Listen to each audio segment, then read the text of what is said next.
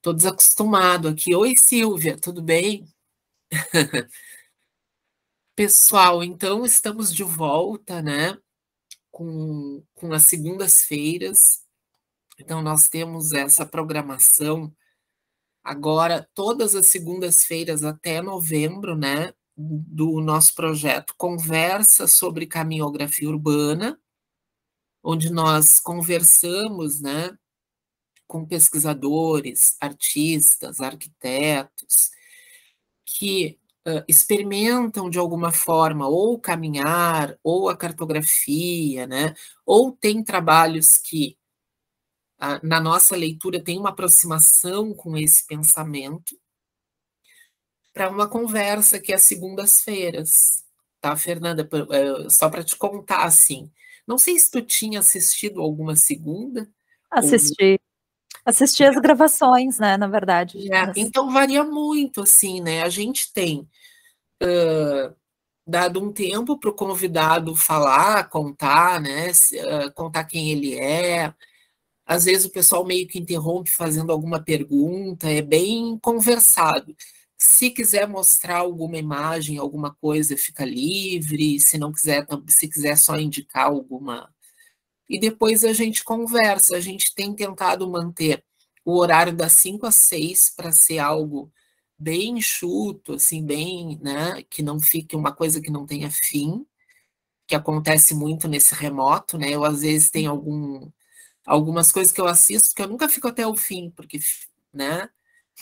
Porque parece assim que são 2 horas de apresentação, depois todo mundo fazendo perguntas. Então a gente tenta fazer alguma coisa mais enxuta, assim, né? Para que a gente possa pensar um pouco.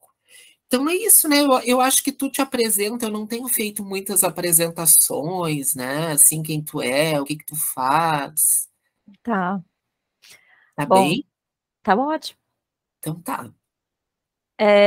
Então, eu sou a Fernanda Fedrizzi, eu sou arquiteta e urbanista, sou mestra em artes visuais pelo PPGAV da UFPEL e agora doutoranda em artes visuais pela URGS. E eu trouxe uma apresentação só para mostrar para vocês, assim, um pouco de um percurso de observação da cidade, né, de percepção urbana, assim.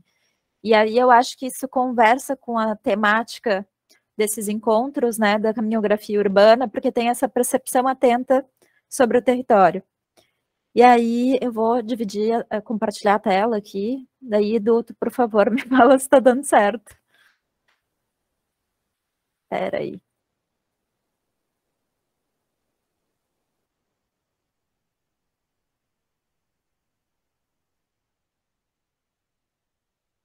Foi? Tá abrindo, sim. Tá. Aí, basicamente, eu vou contar uma historinha, né, sobre trabalhos que eu fiz em 2019, antes da pandemia, quando ainda era possível fazer explorações urbanas, né, porque nesses 2 anos de pandemia, esse processo ficou meio em suspenso, e eu estou retomando ele aos poucos, né.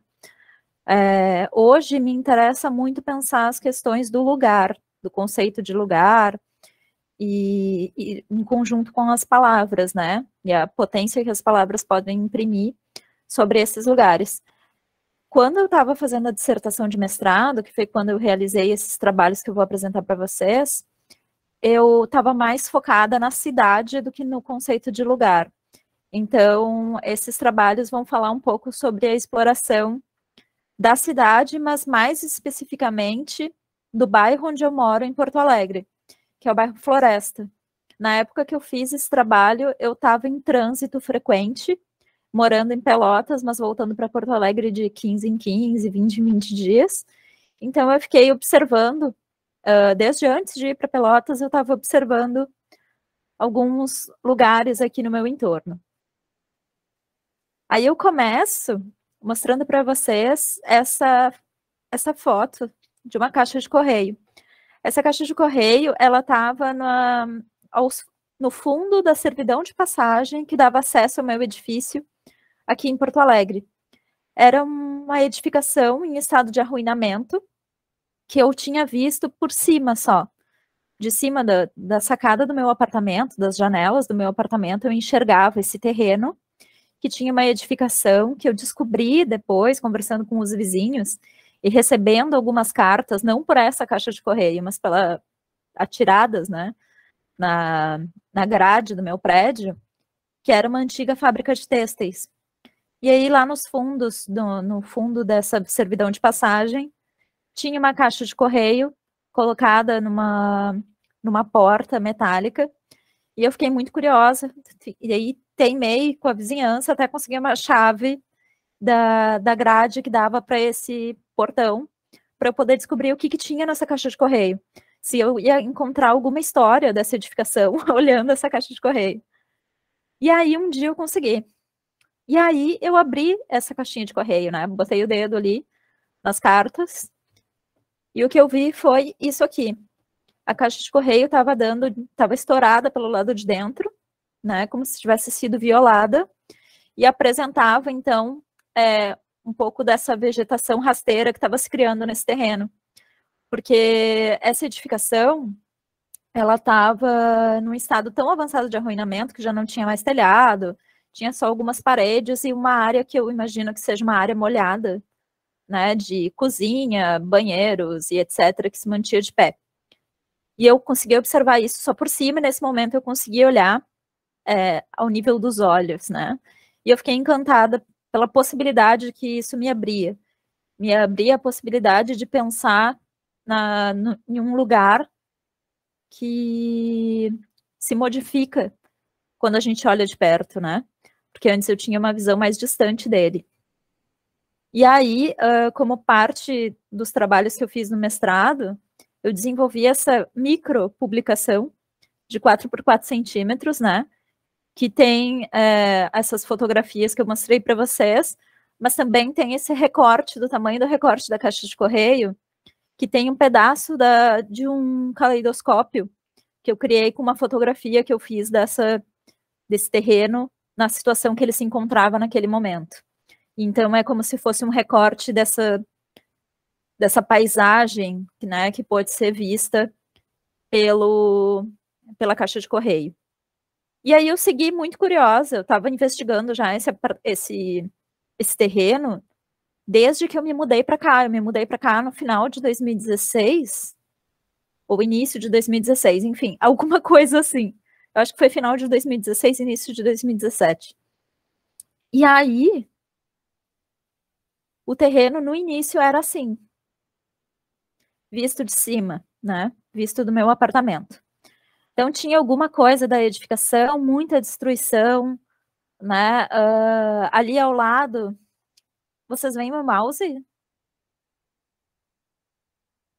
Sim, a gente vê. Tá, então, aqui era o pátio de uma edificação vizinha, esse aqui era o terreno, né, e aqui os lotes ao lado. Esse terreno, ele não tinha acesso para a rua, a não ser pela servidão de passagem do meu prédio.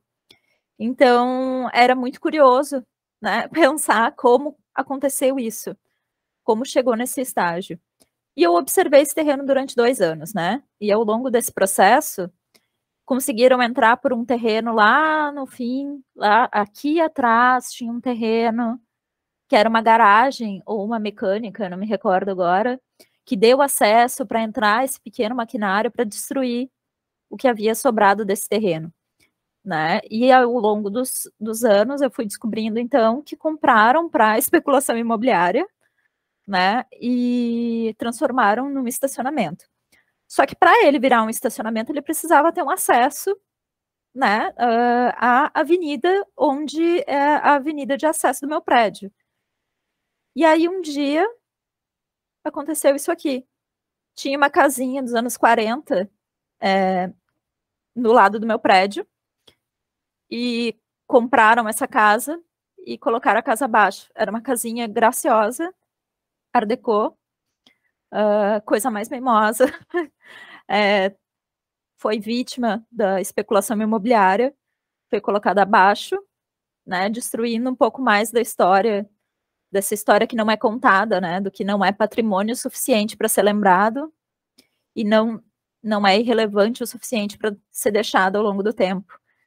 Então, conseguiram ter acesso para fazer esse terreno virar um estacionamento. E aí eu pensei, bom, isso vai virar trabalho de alguma forma algum dia. E um dia eu consegui entrar nesse terreno. Consegui autorização, consegui entrar no terreno e fiquei maravilhada, porque agora eu ia descobrir o que tinha lá dentro, né? Como era essa edificação, o que tinha nesse terreno, como se dava a planta dessa e a divisão formal dessa edificação antiga e que tipo de história estava sendo construída ali. Uma história que não tinha outro jeito de descobrir a não ser pela oralidade e pela investigação atenta desse terreno. Casualmente, foi um presente de aniversário. Foi no meu aniversário em 2018 que eu consegui ter acesso a esse terreno. Então eu fiquei muito feliz, eu me considerei realmente um presente. E a partir desse dia, eu fiz uma série de fotografias, eu fiquei umas 2 horas nesse terreno, fotografando o máximo de detalhes possível. E aí virou uma exposição. Eu fiz uma exposição que foi a minha primeira individual, foi no Espaço de Artes da UFSPA, aqui em Porto Alegre. E nessa exposição, então, eu apresento a expografia simula exatamente como era o espaço lá. Então, essas aberturas aqui ficavam exatamente como se fosse nessa parede, e aqui do lado alguns detalhes que se davam no restante, né, do terreno. Então, tinham essas fotografias que contam um pouco da história. Tinha aqui um texto, manifesto, alguns objetos que eu consegui coletar desse terreno, que contam um pouco da história dessa edificação. E aqui eu fiz caleidoscópios, né, fotografias digitais com colagem digital, onde são manipulações dessas fotografias que eu fiz ao longo desses 2 anos de observação desse terreno. E aí, então, aqui tem essas manipulações, né? Eu acho que a qualidade ficou meio ruim aqui na apresentação, mas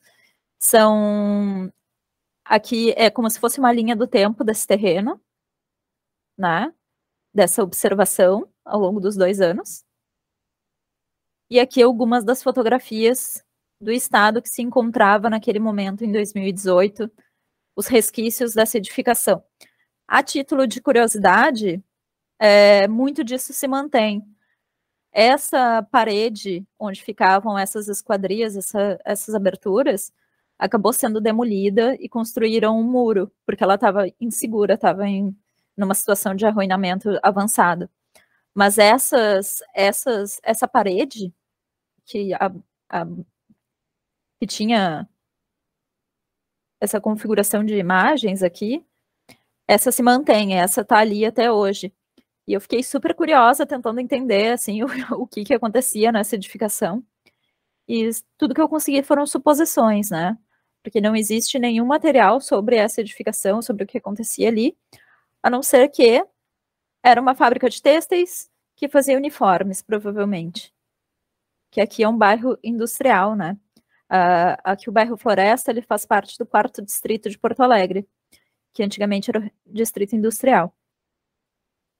Aí aqui tem alguns dos objetos que eu catei lá no terreno, né? Tem uma ventilação mecânica, uma grade que ficava numa janela, alguns ladrilhos, azulejos, um tijolo com a marca da olaria da época, alguns pedacinhos de parede, de reboco, canaleta elétrica, vergalhões, instalações elétricas, né? E um pouco da brita lá do espaço, porque agora ele é forrado por brita. Um momento ele foi forrado por vegetação, hoje por brita. E aí, investigando esse terreno, eu entrei em contato, né? Fui pesquisar um pouco mais sobre essas questões da memória nas cidades e de como se dá tudo isso, e cheguei em 2 textos que me levaram para outro caminho, né? Eu entrei em contato com 2 textos, um da Sandra Jatahy Pesavento e um da Célia Ferraz de Souza, onde elas comentam um pouco sobre o estigma dos nomes de ruas nas cidades, né, e a origem de um mau lugar. E aí eu fiz esse gráfico onde eu mostro onde fica esse terreno. Aqui é uma grande avenida, aqui é uma grande avenida, aqui é uma rua que ela tem saída, mas só para pedestre, e essa aqui é uma rua de grande movimentação de pedestres. Essa rua aqui eu deixei marcada especial, porque eu notei que era a única rua que não tinha nome de homem, né? E aí, esse estudo todo me levou para um outro lado da pesquisa, que foi observar que nas cidades eu não encontrava mulheres ao meu redor, porque eu comecei a ficar fascinada por nomes de ruas. E aí eu percebi que no entorno do miolo, que é o jeito carinhoso que eu chamo esse terreno, eu só tinha a rua Pelotas, e aqui ao redor eram homens, né? Aí eu fui procurar as mulheres em Porto Alegre. E aí eu comecei a procurar as mulheres, e eu vou avançar, eu fiz primeiro esse mapa aqui, essa série de mapas, né? Esse trabalho se chama Cidade Só para Homens, é uma série de 4 conjuntos de 4 mapas que apresentam a presença de ruas nomeadas com homenagens a homens, datas e fatos históricos, mulheres e ruas sem nomenclatura, né? Ou interior de lote. E aí, isso aqui é um recorte do bairro Floresta. Esse terreno, o miolo, ele fica aqui, né? E aí, vocês vão ver que eu comecei esse mapa e eu fui crescendo ele aos poucos, e eu, cadê as mulheres? Cadê as mulheres? Cadê as mulheres? E aí a minha pesquisa virou uma grande pesquisa feminista nesse momento, porque eu fui invadida, assim, por um sentimento muito forte de necessidade de me encontrar nessa cidade, né, de encontrar meus pares. E aí eu resolvi, então, pegar um recorte com base no mapa do Google Maps e fui traçando com vermelho as ruas com nomes de homens, em verde as de datas e fatos históricos, em azul as mulheres, e em cinza essa sem nomenclatura e de interior de quadra. E aí o que se nota? Quando a gente isola aqui a camada das ruas com nomes de homens, a cidade ainda continua super passível de ser lida como uma cartografia. Essa cidade é conectada, né? A gente percebe uma malha urbana e a gente percebe que aqui há uma estrutura de cidade, né? Então, uma cidade que se comunica com os homens, ela é estruturada, né? Aí, quando a gente elimina a camada dos homens e deixa só as outras em aberto, a cidade já fica fragmentada. Talvez, para quem tem um olho mais atento, ou para nós que somos urbanistas também, né, a gente consiga identificar que isso representa um mapa de alguma forma, mas ele já não é mais tão claro quanto era anteriormente, né, com a camada dos homens. E quando a gente isola todas as camadas e deixa só as mulheres, a cidade fica abstrata. Se eu entrego este mapa para qualquer pessoa que não sabe o que é isso, provavelmente essa pessoa não vai entender que isso se trata de um mapa, que isso se trata de uma cidade. E aí eu pensei, bom, tudo bem, temos aqui 6 ruas, né, marcadas com nomes de mulheres no bairro Floresta. É horrível, mas eu vou ver o centro histórico, porque o centro histórico é o primeiro lugar que a gente pensa quando pensa numa cidade. E aí esse aqui é o centro histórico de Porto Alegre, né? E o centro histórico é uma tristeza, porque essa única rua em azul que está aqui, ela não está nem no centro histórico. Ela está aqui, já é Cidade Baixa, né? Então, no centro histórico, que é o lugar onde a gente constrói as memórias, as primeiras memórias com uma cidade, o primeiro vínculo que a gente constrói com uma cidade, para além do lugar onde a gente mora ou estuda, é no centro histórico. É onde estão os marcos da cidade, de um modo geral, é onde estão os grandes equipamentos culturais. Então, para mim foi muito marcante isso, de ver que na cidade de Porto Alegre, no centro histórico, a cidade das mulheres é completamente abstrata, enquanto a cidade dos homens é essa, de uma cartografia forte, né? E facilmente identificável. Aí eu resolvi fazer em Pelotas também. E aí, porque eu estava morando em Pelotas, estudando em Pelotas. E em Pelotas não foi muito melhor o cenário, né? Em Pelotas também aconteceu a mesma coisa. As ruas que homenageavam os homens construíam uma grande malha, facilmente identificável como uma cartografia urbana. Aí isolava, retirava os homens da jogada, ficava mais abstrato, e as mulheres, então, só lamento. E no bairro Porto, que era onde eu morava, em Pelotas, já que eu fiz o Floresta, que era onde eu morava em Porto Alegre, também uma situação catastrófica para as mulheres, né, de uma cidade completamente abstrata.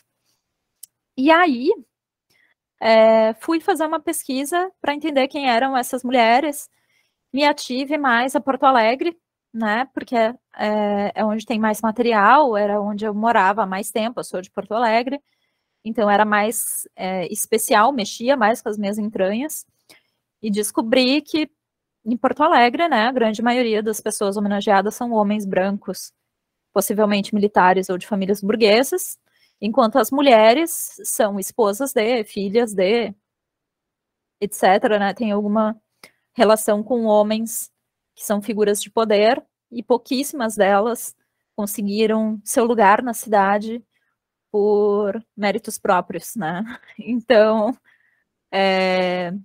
das minhas explorações urbanas, eu trouxe isso para mostrar para vocês. Fica aqui a imagem de Porto Alegre, né, do grande exemplo da Cidade das Mulheres no Centro Histórico de Porto Alegre, que é no bairro Cidade Baixa. E é isso que eu tenho para apresentar para vocês. E agora vamos conversar. Tá lindo, né? Ô, Fernanda, eu ia indicar para o pessoal também, existe a dissertação da Fernanda, né? Que eu acho que já deve estar no repositório da UFPEL, não sei, que tem vários trabalhos, né, Fernanda, que tu reuniu. Mas sabe o que me chamou a atenção agora? Eu quase te interrompi, Ai, podia ter interrompido. que é sobre o terreno aquele, né? Eu não lembro se na época da tua defesa e essas coisas eu falei sobre isso, mas na época da minha tese de doutorado, que eu estudei os abandonos, uma das coisas que eu pensava muito era que os arquitetos eles se preocupavam com a construção das coisas, né?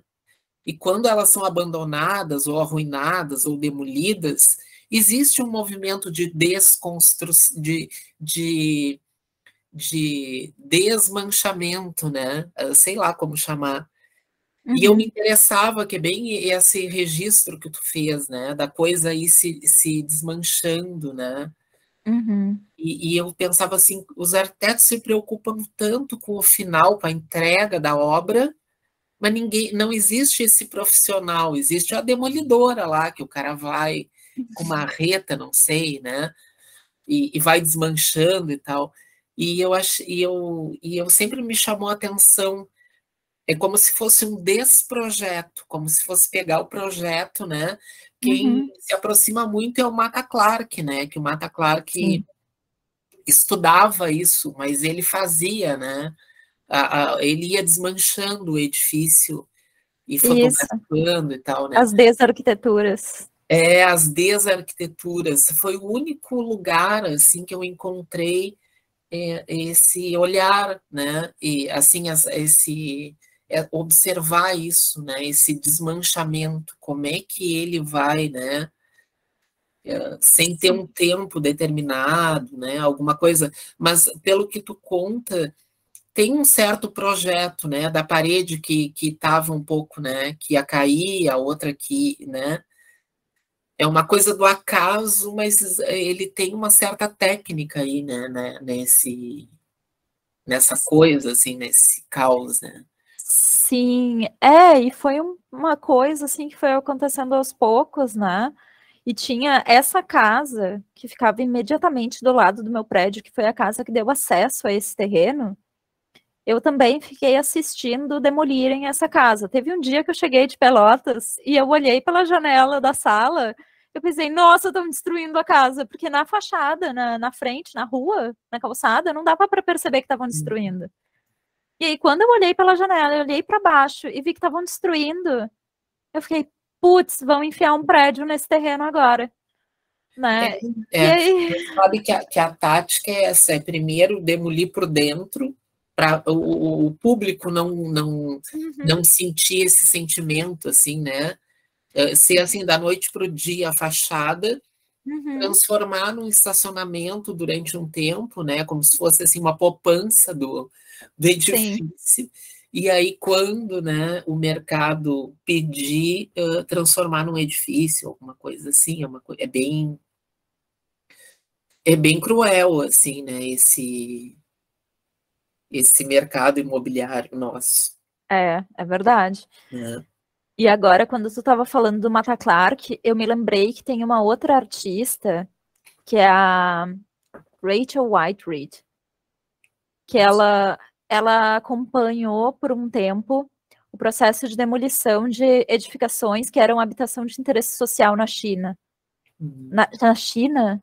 Não, não foi na China. Ai, me enganei agora, não sei. Fiquei confusa. Mas depois eu vou procurar. Enquanto a gente conversa, eu vou procurar para botar ali no chat. Porque eu Eu acho que é achei legal. interessante isso, né? Pessoal, perguntas para Fernanda. Alguém ficou com alguma curiosidade? Silvia. Então, não é exatamente uma pergunta, é meio que uma indicação. Tem uma artista paulistana chamada Sônia Gugisberg. Ela é da área da comunicação e há muito tempo ela atua fazendo filmes, né? Filmes de curta-metragens e filmes um pouco mais longos, mas sempre inseridos na videoarte, né? Sempre inseridos no cinema experimental. E ela tem um filme muito interessante que se chama Cachoeiras Urbanas, que vai falar justamente sobre as demolições na cidade de São Paulo, o que ela denomina cachoeiras urbanas, né? Então ela tanto filmou em slow motion quanto no tempo real da demolição. E é muito interessante porque o prédio, a casa, internamente, externamente, vai caindo, vai formando uma cachoeira, né? Então tem toda a questão não sei se eu posso falar fumaça, não é fumaça, mas assim da poeira que acaba invadindo outros ambientes e ao mesmo tempo, sabe, as pedras caindo, a máquina indo ali, né, a escavadeira indo ali quando o prédio é muito grande. Eu vou escrever o nome da Sônia aqui, Cachoeiras Urbanas. Ela tem um site, Sônia Gugisberg, e vale muito a pena dar uma olhada nisso, porque eu acho que ela trabalha ali, sabe, nesse limite, né, cinema experimental, videoarte, que esse termo videoarte já é um termo meio careta, mas do cinema experimental e com essas questões da cidade. De São Paulo, no caso, que ela é mega ultra paulistana. É interessante isso. Tem um outro cineasta, não vai me vir na cabeça agora, que tem 3 filmes até, mas ele filma, que é meio que uma videoarte também, isso é lá dos anos 80, edificações que estão abandonadas, mas não em demolição. Aquele cenário etéreo, assim, né? E ele faz movimentações de câmera e tal. Mas não, eu achei interessante esse, Silvia, que tu disse que é a ideia da cachoeira, né? Daquela coisa caindo e tudo mais. Esse outro, eu acho que é americano, não lembro, é uma coisa mais de planos, assim, né? De filmagem e tal. Então, mas eu acho interessante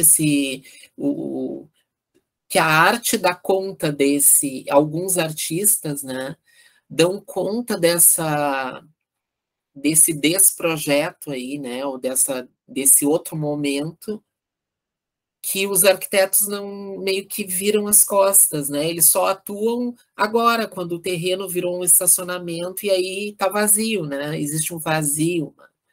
Então, Sim.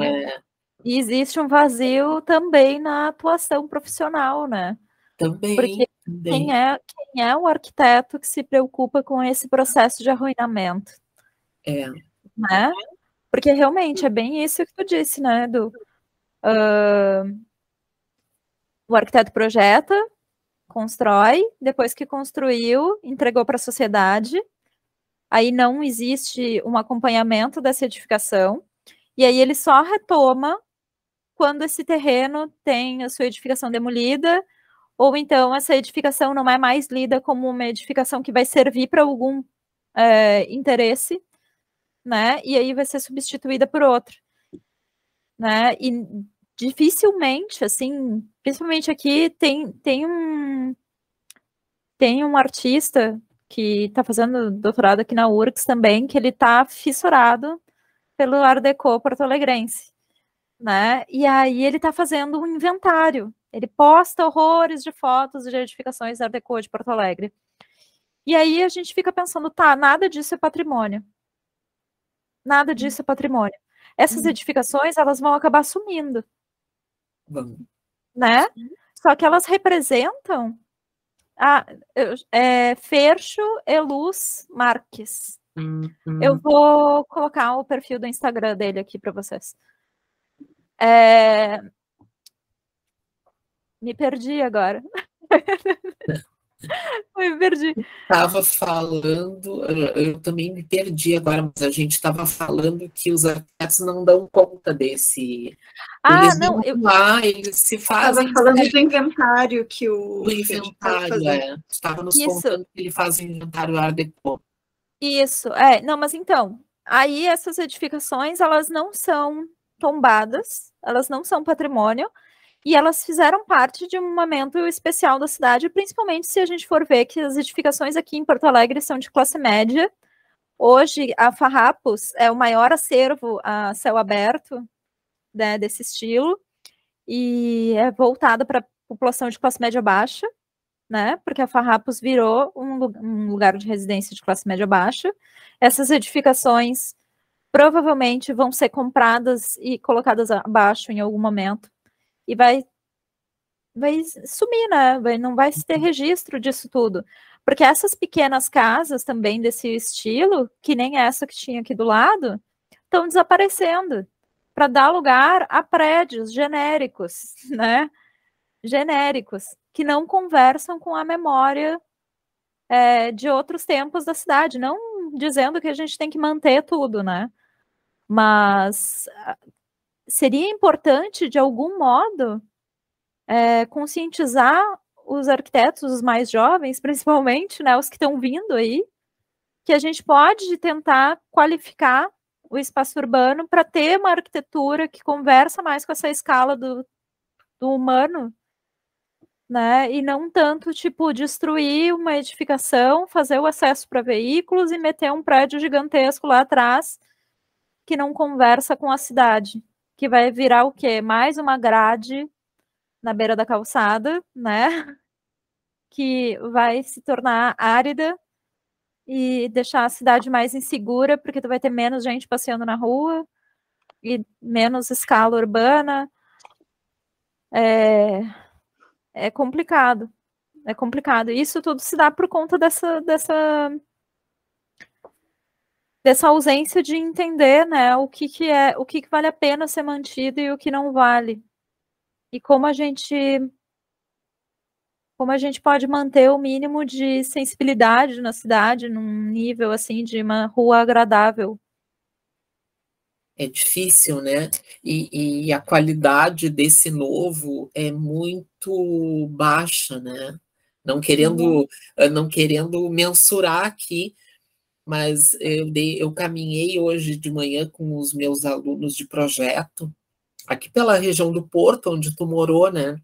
Uhum. E a quantidade de terrenos onde a gente tem só a fachada da casa, que é bem o que tu estava contando, e que está tudo lá dentro demolido, só esperando, né, para virar um estacionamento, né, e para esse processo. E também não são edificações tombadas, mas são casas bem características, né, da região e tal. E aí a gente vê algumas que foram demolidas e foi feito algum tipo de edificação nova e é de péssima qualidade, assim, uma caixinha com um portão aqui nessa região. É um processo de gentrificação bem... E existem, eu venho estudando até um pouco que existem vários processos de gentrificação, né? Existem alguns processos que até são interessantes, mas quando o processo puxa para não sei como explicar, né? Que é tudo horrível, né? Cria essa arquitetura de muros, né? De portões de garagem, como a gente diz, é um movimento muito, muito, muito triste para a cidade. E hoje, caminhando, a Paula acompanhou aí, a gente já tinha feito um levantamento, Paula, surgiram mais, sei lá, 30 lotes que estão só com a fachada sobrando, e alguns já com a fachada demolida, né? Então, e é triste a gente perceber o que tem novo sendo construído e é muito pobre. Não pobre porque as pessoas são pobres. É o portão, né? Um negócio metálico, é como tu está dizendo, uma grade. Eu acho que é sem ligações, né, Edu? Não tem essa espera de que as coisas se conectem de alguma forma, né? Não tem uma janela, não tem uma porta que pode estar aberta, não tem essa ligação entre o dentro e o fora de alguma forma, né? Não tem um recuo de jardim onde as pessoas podem se encontrar, conversar, passar com o cachorro ali na calçada, de repente ver alguém ali puxar um papo, né? Fica uma coisa muito asséptica.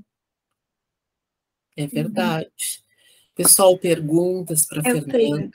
Eu fiquei curiosa, Fernanda, porque é aquele terreno no meio da quadra, né? Então, tipo, eu fiquei me perguntando de como é que era essa conexão desse terreno com a rua. E aí tu mostrou aquela casinha que de alguma forma dava uma conexão, assim, com a rua. Mas eu queria saber se, tipo, da rua dá para enxergar ele. Tu me entende? Ou se só dá para enxergar esse lugar pelo teu prédio, assim. Porque é engraçado para mim, assim, pensar que essa conexão em algum momento se perdeu, né? Porque existia essa conexão e ela simplesmente chegou a alguma coisa que tapou ela, assim, não sei. O que acontecia, assim, antigamente, quando essa casa existia, o único acesso a esse terreno era pela certidão de passagem que dá acesso ao meu terreno. Então, quando a gente chega ali na avenida, tem um portãozinho, né? E nesse portãozinho, quando tu entra no corredor, tem o acesso do meu prédio na lateral, e no fundo tinha uma grade, e aí tinha o acesso para a edificação essa que era desse terreno. E era esse o acesso. Era esse todo o acesso para esse terreno. E é um terreno imenso. É um terreno imenso. Então, assim, o que acontece? Esse quarteirão, assim como vários outros quarteirões aqui em volta, eram de um mesmo proprietário antigamente, pelo que tudo indica, né? Então, as edificações foram sendo construídas e depois foi feita uma regularização fundiária, separando esses lotes. Então, tentaram comprar o meu prédio, né? E aí, eu fiz tal qual a mulher do Aquários, e disse assim, eu não vendo. Então, assim, fui eu e um outro vizinho, só os dois da resistência, porque queríamos o quê? Comprar o prédio e dar um apartamento pra gente nesse prédio novo, né? Então, a gente não aceitou, enfim, mas era o único acesso até então. Daí ficaram, acho que 1 ano sem falar nada, e aí eu vi, eu era igual uma velha fofoqueira, assim, né? Porque eu ficava na minha sacada aqui, tomando um chazinho e de ouvido nas conversas que eles tinham na casa do lado, sabe? E aí um dia eu vi que tinha um empreendedor desses conversando sobre a potência do terreno e não sei o quê, e do quanto que ele tinha que vender aquela casa porque não valia nada, e ele ia ganhar uma bolada vendendo a casa, não sei o quê, e eu desesperada, assim, na época fazia tweets, gente, estão aqui, vão comprar a casa aqui do lado. E aí, enfim, eu virei a fofoqueira do bairro, só que comigo mesma, assim. Daí, na época, meu então parceiro, assim, eu esperava ele chegar em casa para poder fofocar, né? O que estava acontecendo. E tudo isso, assim, acabou virando diário de bordo, porque eu eu estava fazendo assim, investigação, mas eu nem sabia onde isso ia dar. Era mais quase que uma fofoca, né? Então é um trabalho que surgiu de uma necessidade de fofoca, né? E aí, enfim, um dia compraram essa casa, aí essa casa comprada gerou um acesso para esse terreno. E é assim, na parte que dá realmente acesso, tipo, o terreno na fachada, digamos que ele tenha 10 metros de fachada, né? O terreno onde era essa casa. Só que ele afunila e aí ele fica um bretezinho de uns 4 metros, que é por onde passa um carro. E aí entra no estacionamento, que é um mundo lá atrás agora. Então, aí eu fiquei com medo também que comprassem o outro prédio do outro lado do meu. Eu pensei, bom, aquele ali talvez dê para passar 2 carros, né? Porque esse pessoal não vai ter como fazer um acesso de pedestres e o acesso de veículos por aqueles 4 metros, né? Não de um jeito decente. Aí eu já fiquei assim, não, tudo bem, eles não vão conseguir botar um prédio aqui, porque daí, claro, daí é uma coisa egoísta da minha parte, aí não é nada de arquiteta, mas é porque se colocarem um prédio aqui, termina o meu sol, né? E aí... Mas enfim, esse terreno, então, hoje ele tem acesso pelo terreno onde era essa casa, mas antigamente era só pela certidão de passagem. Sim, sim. Fernanda, tem uma coisa que tu falou aí no início, né, que eu acho que nos interessa para a gente pensar um pouco, que é que a Fernanda, que os mapas que a Fernanda produz, tudo isso que ela foi fazendo, né, são cartografias, são mapas. Os desenhos, ela tem desenhos lindos, a Fernanda, os escritos, as artes dela, né, que ela vai montando, também são mapas, né? E eu percebo que também tu caminha. Tu pode não fazer uma grande caminhada para fazer isso, mas só em tu ir na janela, tu descer no edifício, que a gente tem conversado muito sobre essa questão do caminhar, né? Que nem sempre é a quantidade da caminhada. Ah, eu vou caminhar quilômetros e quilômetros e quilômetros, né? Claro, eu vou perceber alguma coisa, mas pode ser que eu crie um movimento de caminhada muito mínimo, entre dando voltas em um quarteirão, né? E eu descubra muitas coisas, assim como tu descobriu. E eu fiquei conectando os trabalhos, né? Primeiro que eu acho que a Fernanda é um grande exemplo de mapas, a dissertação dela e os trabalhos dela, né? Porque tem muita criação e aí eles são arte também, né? E são muito bonitos. E eu fiquei pensando na questão do caminhar, né? Que também tu caminha, não são talvez caminhadas exaustivas, né? E aí eu percebi também um caminhar naquele mapa que tu foi fazendo das mulheres, que não é exatamente um caminhar pelas ruas, mas é um caminhar sobre o mapa, né? É. Que eu imagino que tu tenha ficado da azul, vai aqui, volta ali, né?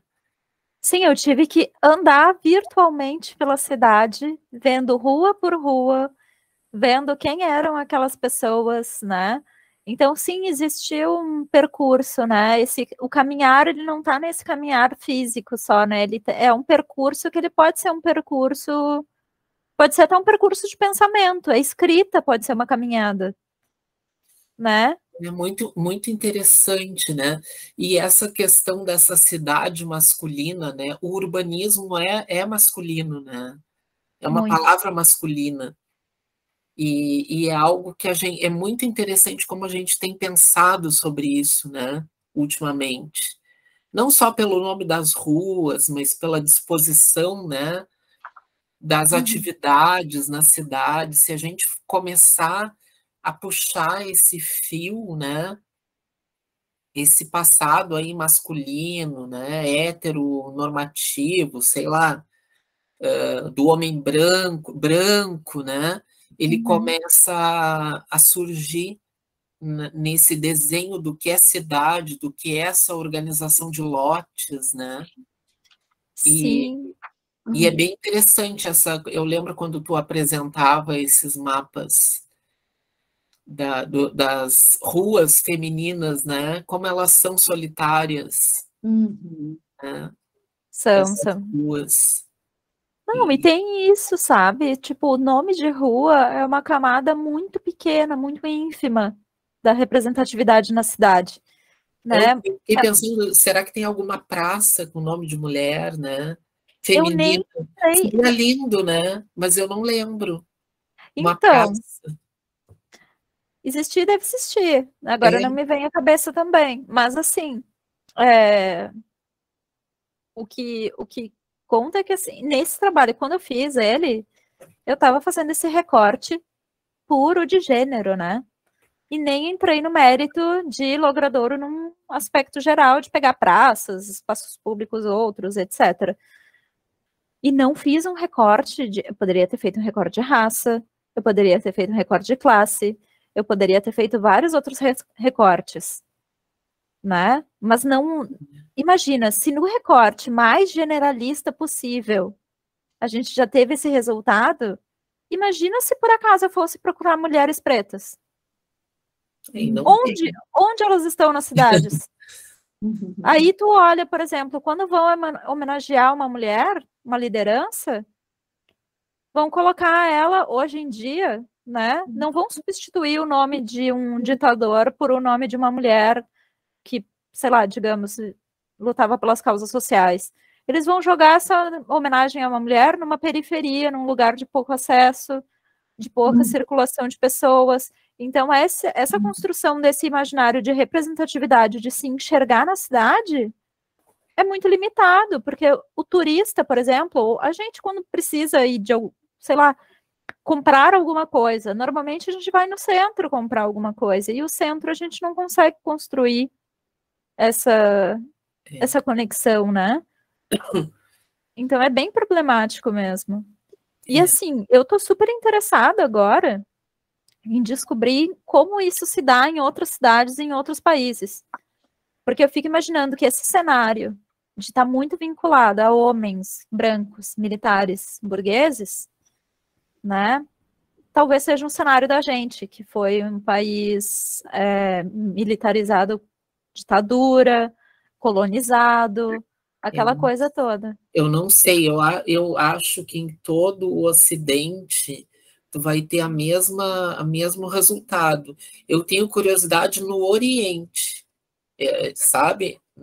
Do outro lado do mundo, onde eles têm outras lógicas, se isso muda. Mas eu também não sei. Né? Mas Europa, países americanos aqui, são nomes masculinos. Eu me lembro, assim. Né?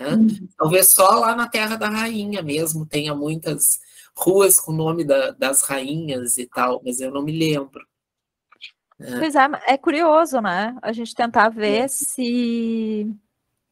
Claro, aqui em Porto Alegre, né, a gente tem muito nome de general, né? Sim. Muito, enfim, porque num desses artigos que eu acabei lendo, que me geraram um despertar sobre esse trabalho, se fala que todas as ruas do centro mudaram de nome depois da Guerra do Paraguai, né? Então, homenagens a militares.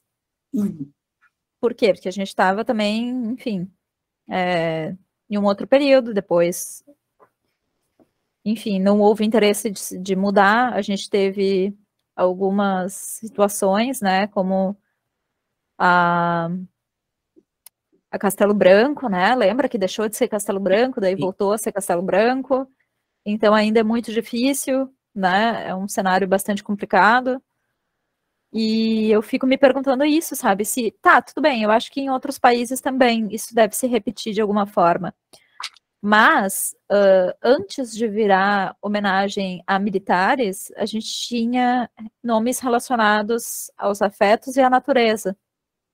E eu fico me questionando, então, será que esses nomes de homens, talvez muito mais presentes que as mulheres? Sim. Mas será que eles não são tão presentes quanto homenagens à natureza ou aos afetos ou características populares? Sabe? Será que a incidência de homens militares é tão grande quanto é aqui? Esse tipo de coisa me interessa bastante, assim. Aí eu acho que tu vai ter que nos contar. Tu vai ter que pesquisar e nos contar, né, Fernanda? Sim. Eu acho que é um pouco por aí, né? Não sei, temos mais alguma pergunta para Fernanda? Alguma questão, né? Silvinha? Então, Fernanda, e você está levando toda essa questão para o seu doutorado, é isso? Na verdade, vai acabar entrando no doutorado, né? Mas eu continuo como parte da minha pesquisa e da prática artística, só que é uma pesquisa que, obviamente, ela é uma pesquisa de urbanista também. Mas no doutorado, a minha questão principal é entender o que é um lugar, né? Entender o conceito de lugar. Mas, obviamente, que essa pesquisa, ela avança no doutorado. Legal, legal. Legal, né? Eu acho que é isso, né, Fernanda? A gente foi ótimo te escutar, né? Ver os teus trabalhos. Como eu falei, ela tem vários outros trabalhos, né, Fernanda, que tu desenvolveu, que dão seguimento a esses trabalhos. É bem interessante, porque a Fernanda ela vai passando de um trabalho para o outro, né? Mas existe uma conexão, mas ele vai mudando. Eu acho Eu acho muito impressionante a capacidade do artista, né? De como ele vai se movimentando né? E eu acho que tu deu só um gostinho aqui do que tu já desenvolveu. E a Fernanda é uma arquiteta também, né, Fer? Sim. Então a gente só tem a agradecer a Fernanda, né, por essa conversa. A nossa ideia é isso mesmo, né? A gente fazer perguntas, pensar um pouco, né? E é isso. Antes da gente encerrar, eu só vou colocar aqui o link para o perfil do artista, esse que trabalha com as edificações em Porto Alegre. Tá bem. E vou convidar vocês a darem uma olhadinha no meu site, que daí tem publicação de artista, impresso e as outras coisas que eu faço que não são diretamente vinculadas com isso que eu falei hoje. Só pela temática, né, da cidade e da palavra, que são sempre presentes. Fernanda, a gente vai ter essas conversas até novembro, né? A semana que vem é uma arquiteta, eu acho que ela é do Rio de Janeiro, a Paola Bernardi, eu não tenho nem certeza mais, porque a gente vai ter, eu acho que 14 encontros agora, a partir do teu até novembro. Então, não lembro, mas é a Paola Bernardi, tá? Uma arquiteta. E nós estamos transcrevendo as conversas, tá? A ideia, no final, é a gente vai organizar uma publicação sobre essas conversas. E aí a gente vai entrar em contato contigo, vai te enviar a transcrição, né? Vai nos dar muito trabalho, já está dando, né? A Alice é uma das que transcreve, porque a gente quer inserir essas referências, né? Que a gente conversou e tudo mais. Então a gente vai te procurar, tá? Mais adiante e tal. Mas te agradecemos, então, né? Por essa conversa de hoje, né? Eu que agradeço pela oportunidade de estar aqui dividindo com vocês. Tá bem, ficamos curiosos para os teus próximos trabalhos. Eu estou sempre acompanhando, né, o teu trabalho. E é isso, né? Não sei se temos mais alguma questão, gurias, né? Então é isso. Então acho que segunda que vem, então às 5, a gente vai se encontrar com a Paola Bernardi. Eu não conheço ela pessoalmente, a Fernanda eu conheço, né? De bastante tempo. Então é uma pessoa que eu não conheço, então uma pessoa nova para mim, né? Que foi indicada ou que se convidou, né? E lá no nosso site, né, da pesquisa, tá a programação de todo semestre, né? Até eu fechei agora a programação, porque tinha algumas segundas lá no final vagas, e as pessoas indicam outras pessoas, né? Só que a gente está numa overdose agora. Eu disse, não, deixa só o que a gente programou até o final. Porque e já está assim toda segunda até final de novembro, eu acho, né? Até 22 de novembro. Então tá tudo completíssimo, assim, né? Então é isso, né? A gente tem conversado, tem sido muito bom, e a gente está caminhando, né, Paula? Às quintas à tarde, a gente está tendo a disciplina de novo de caminhografia. A Fernanda fez a caminografia. Ela foi a primeira cobaia, a primeira turma de cobaias, né, Fernanda? Aí foi bem bom. Foi, né? E a Foi bem gente legal. está caminhando, a gente vai começar a caminhar quinta-feira agora, à 1h30. Então, para quem está em Pelotas, a gente tem ouvintes, convidados, né? E tem os alunos da disciplina, então, do Progral, que caminham com a gente. Então tá, pessoal, tenha uma boa semana, tá bem? Obrigada. Vou desligar. Muito obrigado, Fernanda. Tchau, tchau. Tchau. Então, tchau, Paulo. Vou interromper aqui a gravação, senão depois ela